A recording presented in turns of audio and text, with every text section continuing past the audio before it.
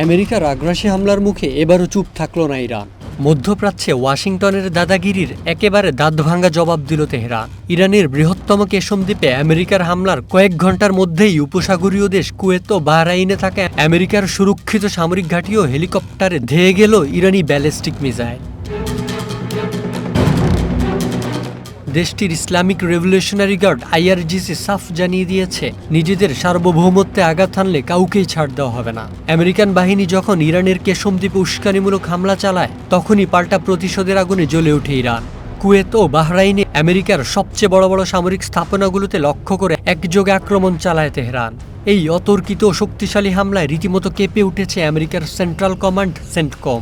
মুখ বাঁচাতে তারা ড্রোন প্রতিহত করার দাবি করলেও কুয়েত এবং বাহরাইন জুড়ে ঠিকই বেজে উঠেছিল তীব্র যুদ্ধকালীন সতর্ক সংকেত। প্রাণ ভয়ে মানুষ দিকবিদিক ছুটোছুটি করেছে। আর আমেরিকার সেনাদের মধ্যে এখন চরম আতঙ্ক তৈরি করেছে ইরানের এই নির্ভুল ক্ষেপণাস্ত্র হামলা।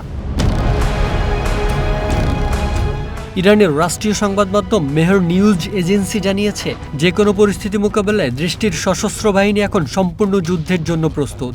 তেহরান স্পষ্ট হুঁশিয়ারি দিয়ে বলছে, আমেরিকা যদি এই সংঘাত আরও বাড়াতে চায়, তবে মধ্যপ্রাচ্যে তাদের পরিণতি হবে ভয়াবহ।